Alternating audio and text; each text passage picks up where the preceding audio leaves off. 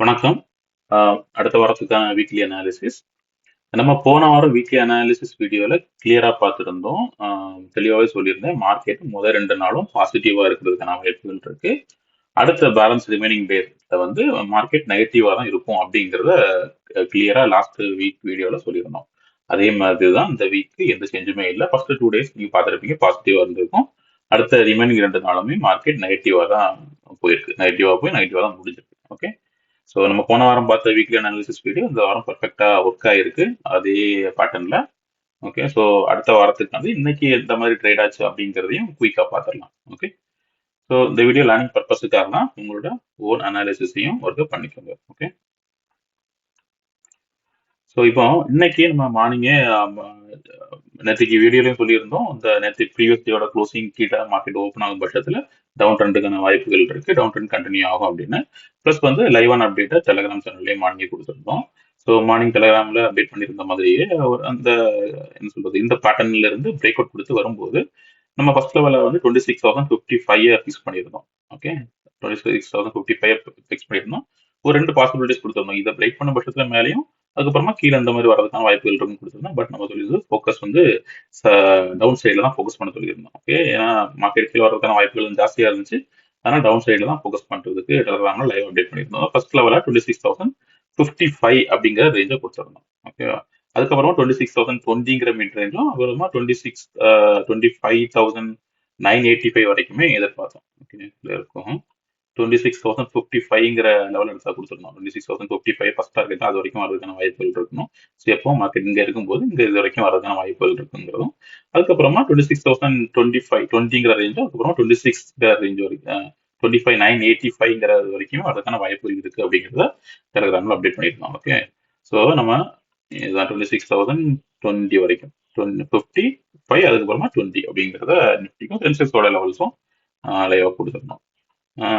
அப்புறமா நம்ம எதிர்பார்த்தது மாதிரியே மார்க்கெட் அப்படியே என்ன சொல்றது பிரேக் அவுட் கொடுத்து நம்ம லெவலுக்கு வந்துருந்துச்சு.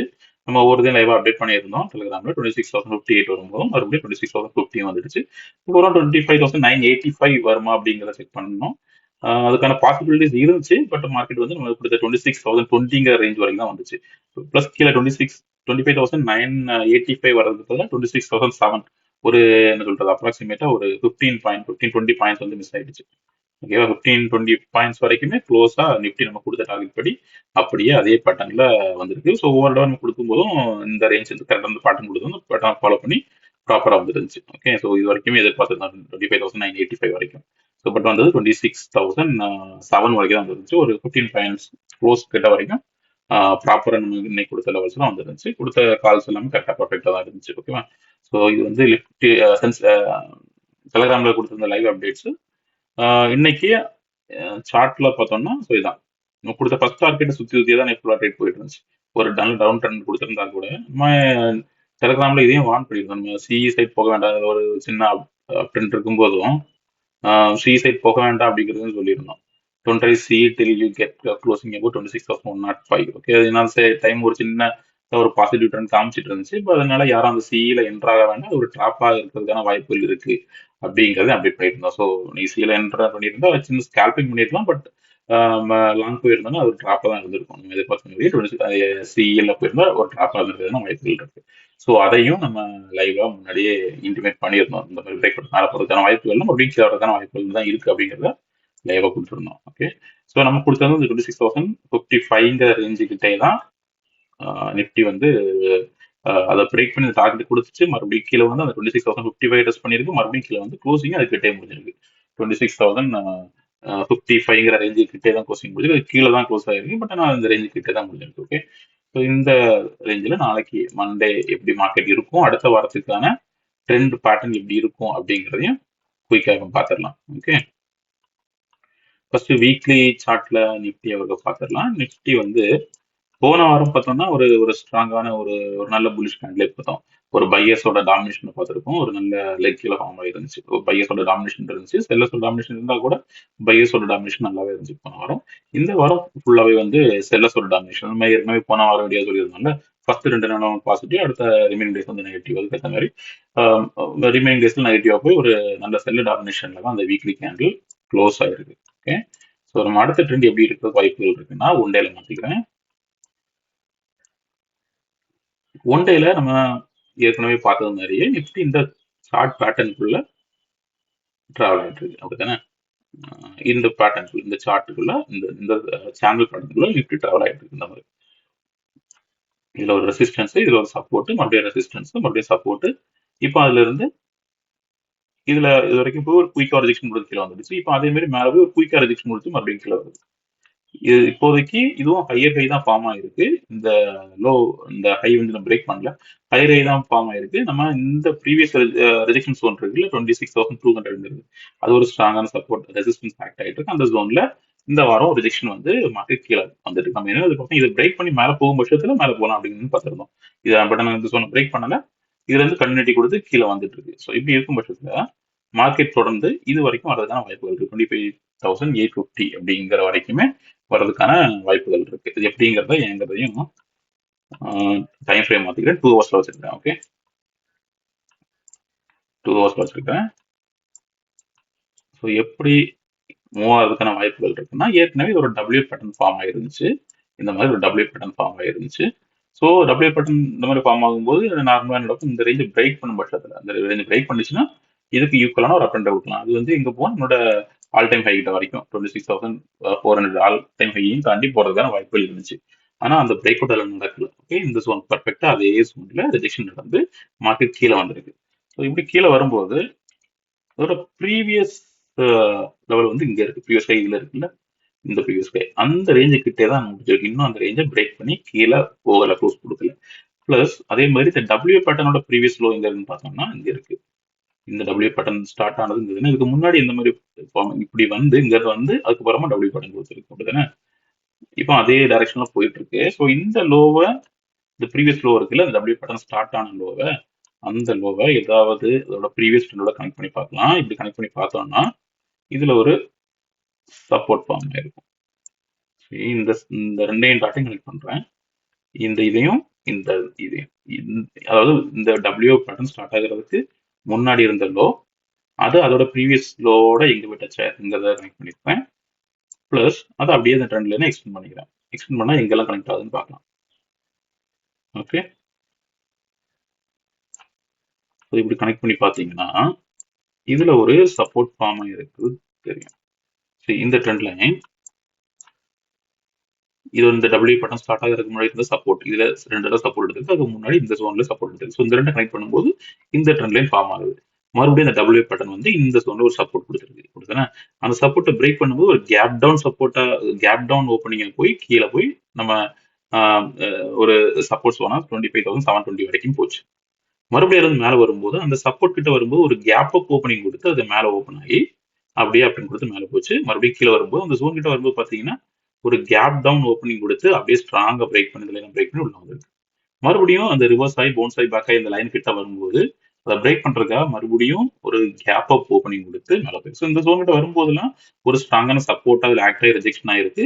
அதுல இருந்து அந்த பேட்டர்ன் பிரேக் பண்ணும் பட்சத்தில் ஒரு கேப் அப் ஆகோ இல்லை ஒரு கேப் டவுன் ஆகோ ஓப்பன் ஆகும் போதெல்லாம் அந்த ஜோனை பிரேக் பண்ணிருக்கு, இந்த ஜோனை பிரேக் பண்ணிருக்கு. ஓகே, ஸோ இந்த ஜோனை பிரேக் பண்ணி மேலே போயிடுச்சு. இப்போ மறுபடியும் அப்படியே திரும்பி வந்து அதே இடத்துல தான் இன்னைக்கு க்ளோஸ் ஆயிருக்கு. கீழே வரைக்கும் போன மார்க்கெட்டு அந்த ட்ரெண்ட் லைனை பர்ஃபெக்டா வந்து ஒரு சப்போர்ட் எடுத்து அதுக்கு மேலே க்ளோஸ் கொடுத்துருக்கு.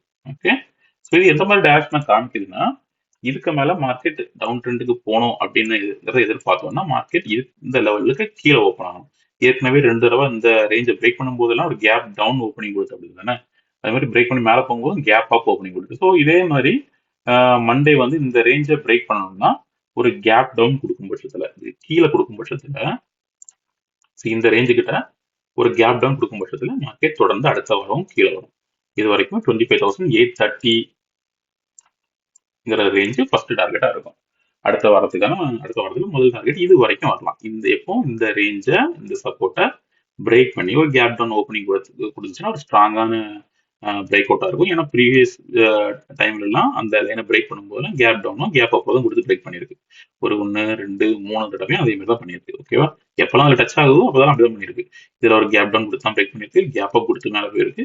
இங்க இந்த கேண்டில் பிரேக் பண்ண கேண்டில் கேப் டவுன் கொடுத்து வந்த கேண்டில், இங்கேயும் அந்த லைனுக்கு மேல அப்படியே போய் கேப் அப் கொடுத்து ஓப்பன் ஆகி மேல இருந்து லைன் தாண்டி போயிருக்கு. ஸோ இதுலயும் ஒரு கேப் டவுன் கொடுக்கும்போது ஒரு ஸ்ட்ராங்கான பிரேக் அவுட்டா இல்லை இதுல இருந்து ஒரு கேப் டவுன் கொடுத்தா கூட அப்படியே இதை பிரேக் பண்ணி ஸ்ட்ராங்கா பிரேக் பண்ணி இது வரைக்கும் வரலாம். 25,830 வரைக்கும் நிப்டி வரதுக்கான வாய்ப்புகள் இருக்கு. ஸோ இதையும் பிரேக் பண்ணும் பட்சத்துல இது வந்து சேனல் சப்போர்ட் இருக்கு. இதை பிரேக் பண்ணும் பட்சத்துல நம்ம அடுத்த டார்கெட் எங்க இருக்கும்? 25,730. ஸோ நம்ம அடுத்த வாரத்துக்கு டவுன் சைடில் இருக்கக்கூடிய ரெண்டு டார்கெட் வந்து 25,830யும் 25,730யும். ஸோ 25,730 வந்துச்சுன்னா அடுத்த அது வந்து என்ன நடக்குதுங்கிறத பார்க்கணும். ஏன்னா 25,730ங்கிறது இதுக்கு முன்னாடியும் பல தடவை ஒரு ஸ்ட்ராங்கான சப்போர்ட் ஆக்ட் ஆயிருக்கு. இது வந்து பல தடவை ரெஜெக்ஷன் வந்து மார்க்கெட் மேலே போயிருக்கு. ஸோ இதையும் பிரேக் பண்ணும் பட்சத்தில் ஒரு ஸ்ட்ராங்கான பிரேக் அவுட்டா இருக்கும். அதுக்கு அடுத்தால 25,500 வரைக்குமே மார்க்கெட் போறதுக்கான வாய்ப்புகள் இருக்கு. பிரேக் பண்ணிச்சுன்னா. ஓகே. ஸோ ஃபர்ஸ்ட் லெவலா கேப் டவுன் ஓப்பனிங் கொடுத்து கீழே வரணும். அதுக்கப்புறமா ஃபர்ஸ்ட் சப்போர்ட் 25,830 இருக்கு. அது வரைக்கும் வரணும்.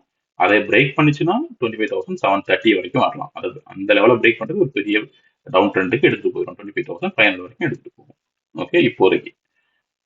ஸோ அப் ட்ரெண்டுக்கு எந்த மாதிரியான பாசிபிலிட்டிஸ் இருக்குன்னா மறுபடியும் மண்டேயோட ஓப்பனிங் இதுக்கு மேல ஓப்பன் ஆயிடுச்சு. இந்த லைனை பிரேக் பண்ணவே இல்லை. ஓப்பனிங்லயே இந்த லைனுக்கிட்டே இப்படி ஓப்பன் ஆகிடுச்சுன்னா நம்ம தொடர்ந்து அப் ட்ரெண்ட் எதிர்பார்க்கலாம். இந்த லைனை பிரேக் பண்ணாத வரைக்கும் மறுபடியும் இந்த 26,200ங்கிற ரேஞ்சை மார்க்கெட் டெஸ்ட் பண்றதுக்காக போகலாம். ஓகே. ஸோ அப்சைட் பாசிபிலிட்டி இதுதான் 26,200ங்கிற ரேஞ்சை டெஸ்ட் பண்றதுக்காக போகலாம். ஸோ இதுக்கு மேல தொடர்ந்து அப் ட்ரெண்ட் இருக்கணும்னா இந்த ரேஞ்சை பிரேக் பண்ணணும். 26,200ங்கிற ரேஞ்சை பிரேக் பண்ணும் பட்சத்துல அடுத்தால 26,300 26,450 வரைக்கும் மார்க்கெட் போறதுக்கான வாய்ப்புகள் இருக்கும். இந்த மாதிரி இதை பிரேக் பண்ணும் பட்சத்துல 26,300 அதுக்கப்புறமா 26,470 வரைக்கும் மார்க்கெட் போறதுக்கான 450 வரைக்கும் மார்க்கெட் போறதுக்கான வாய்ப்புகள் இருக்கும்.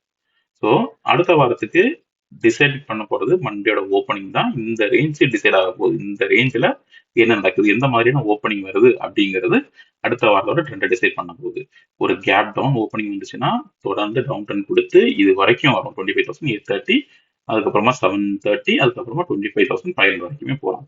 இல்ல இந்த லைனை ட்ரெண்ட் லைனை ஒரு சப்போர்ட் ஆகிடுச்சு, அதை ஹோல்ட் பண்ணி மேலே ஸ்டே ஆயிடுச்சு, அதுக்கு மேலேயே ஓப்பன் ஆயிடுச்சு, இதை பிரேக் பண்ணலன்னா நம்ம மறுபடியும் 26,200 300 450 வரைக்கும் மார்க்கெட் போறதுக்கான எல்லா வாய்ப்புகளும் இருக்கு. ஓகே. ஸோ மண்டேயும் மறுபடியும் லைவான அப்டேட்ஸ் டெலிகிராம் சேனலுக்கு வந்து ஷேர் பண்றேன். சேனலோட லிங்க் வந்து டிஸ்கிரிப்ஷன்ல இருக்கும். ப்ளஸ் வந்து இந்த வீடியோ பிடிச்சிருந்தா லைக் பண்ணுங்க, சேனலை சப்ஸ்கிரைப் பண்ணிக்கோங்க. நான் போட்ட எல்லா வீடியோ உங்களுக்கு வந்து சேர்றதுக்காக. ஓகே. தேங்க்யூ.